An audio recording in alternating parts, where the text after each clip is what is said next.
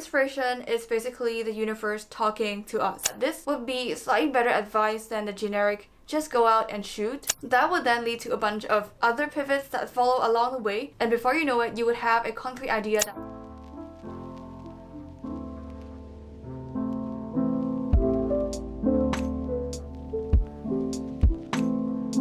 Hello photographer, welcome back to my channel. It's Belinda and this is where we talk all about photography, from inspiration to camera techniques to editing skills so that you could take better photos.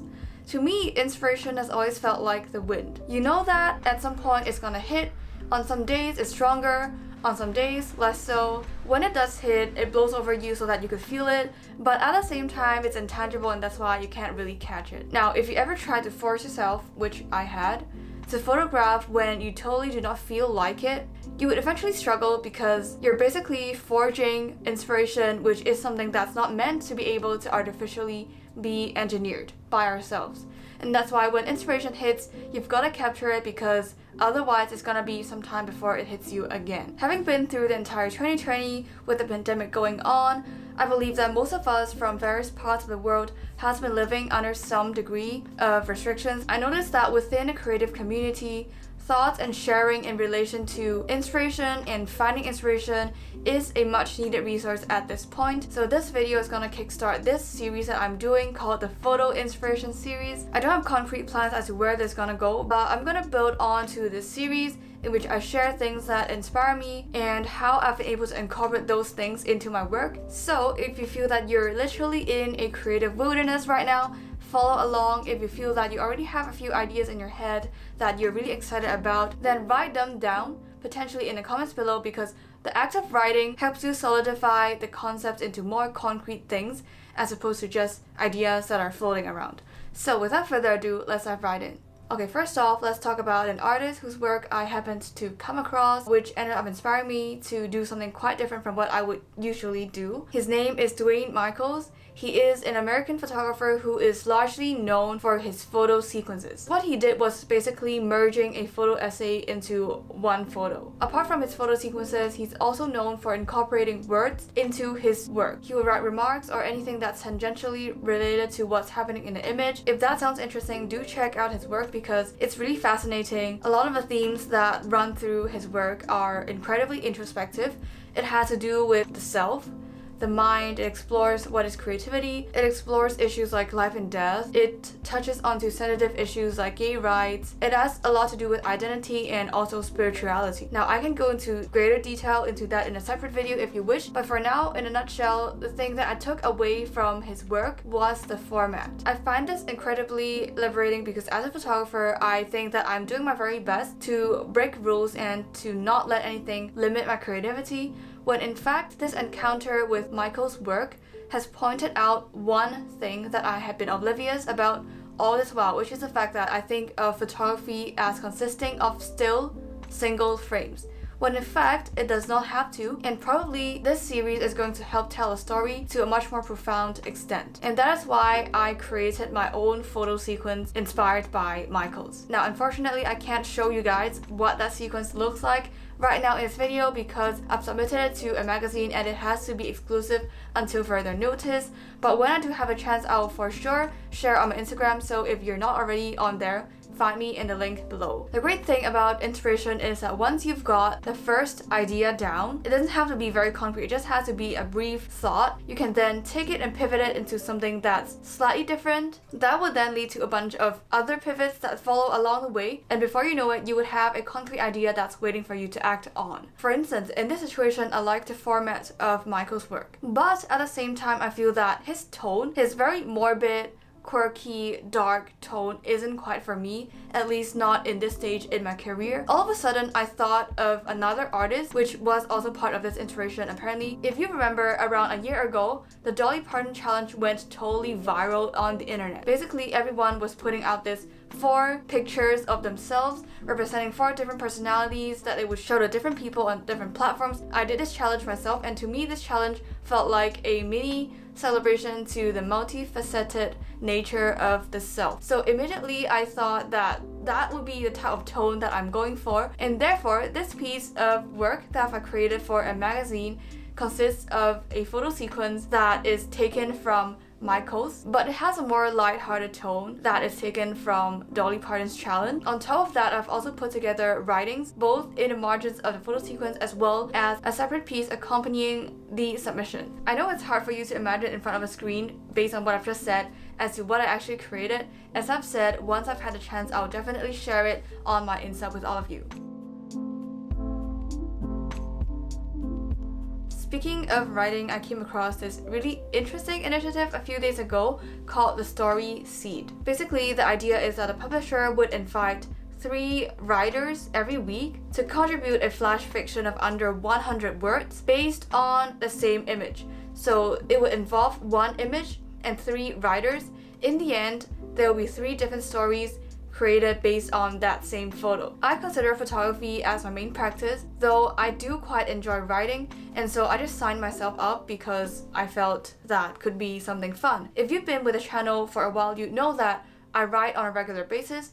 I have a ton of articles on my blog. I write about photography. But what made this writing experience rather different is the fact that I was explicitly asked to write a story based on a photograph. I was given an image done by Yuri Kozyrev, who is a famous Russian photojournalist. He is famous for creating really impactful series of work, especially in relation to wars and riots worldwide. Specifically, this image is taken from his photo project Arctic: New Frontier. The interesting thing about this was that when I got the photo, I had no idea who took that photo. I didn't know where it came from. I didn't know the context behind it. And the writers were pretty much allowed to write freely whatever came up on their mind. So now, as a photographer, I am put in the viewer's shoes to interpret an image on the other end of the viewing experience, if that makes sense. It's really interesting to see how the 3 different writers came up with different interpretations of the same image. There were themes that varies from dreams, growing up, parenthood. After I've done my submission, I decided to look up where that photo came from and what it's about, because I was given no information about it. And then I got to read about what it actually is. This project of Yuri was about documenting the things that different countries and powers are doing in Arctic in order to claim parts of it. Specifically, this photo is taken inside a Russian Navy school training young cadets to become Navy, basically. If you want to read about my entry, it's linked in the portfolio below. Overall, this was quite an intriguing exercise for me to do because I was put on the other end, and this gave me a better idea of how a good image would make you think. Speaking of photojournalism, I do it freelance. Unless you do it full-time, say being employed under a certain publication directly, or else it's kind of hard to count on that as a source of income. But I do it when I'm free, and especially when I feel uninspired.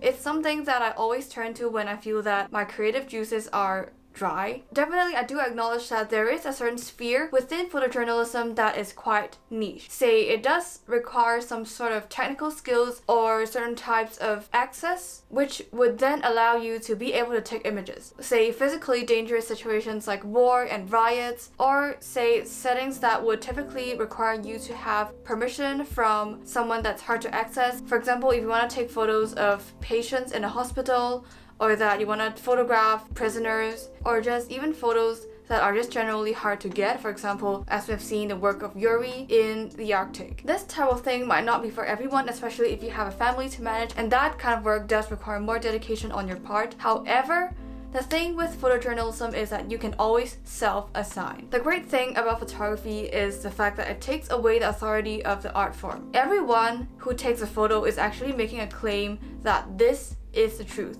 At least you're saying that this is your version of the truth. So if you just literally walk out of your door and shoot photos of your neighborhood, you are doing photojournalism on the livelihood of the people in your neighborhood at a certain period of time. The ability to take photos of something is basically your ability to state your opinion of something, and that's why everyone can self-assign as a photojournalist. Specifically in relation to finding inspiration, I feel that this would be slightly better advice than the generic just go out and shoot, because when you're feeling not inspired, it's not really the issue of having nothing to photograph. There's always a lot of things that you can photograph. It's about not having a direction rather than a lack of things to photograph around you. In a situation like this, photojournalism is often a good structure or general direction to fall back on, because because technically everything has news value. If the overarching goal in your head is to do photojournalism, is to report, to inform, there is already a very legit point for you to photograph anything that you find on streets. Getting published is just a matter of finding the things that has a greater news value than the others, but the baseline is that there's always a point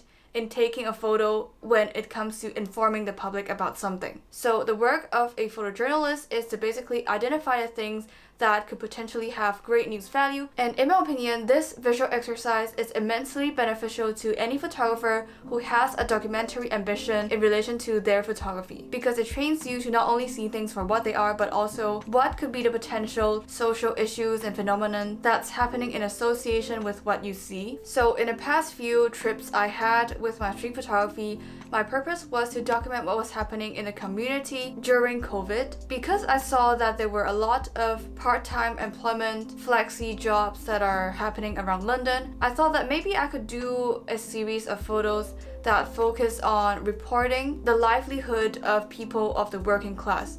So I took photographs of social houses, social estates, living environment of the homeless people, how the construction workers went to work as usual, how there was a massive surge in people working in the delivery industry, etc. These are not the images that I would otherwise take. As you have known me from probably my street photography or my film photography, these are a very different approach, both in terms of the intention as well as the aesthetics of these images. Now, afterwards, what I do with these photos is that I submit them to a photo agency. There are many out there, but the one I use is SOPA images. I could do a more detailed version breaking down how they work, but basically the mechanism is that photographers would contribute photos to the stock platform, and then this middle person would then distribute these images to the end buyers who happen to be interested in these photos. While these photos might look really ordinary on its own, depending on the angle at which you look at it and how you choose to put them together, they could tell a different story. And if you take them out of context and put them into another group of images, you would then easily end up with another story. So here the idea is that if you engage in the exercise of doing photojournalism, it gets you to think about everyday mundane occurrence around you differently with a different narrative, and thus this enables you to come up with something that's different from what you're usually doing. I feel like inspiration is basically the universe talking to us. Of course, there is a part where they have to do the talking, but at the same time, there is also another part on us, which requires us to take active steps to make sure that we hear that talking. So let me know how you're feeling in relation to inspiration lately in the comments below. Thanks for watching, and I'll see you in the next video. Bye!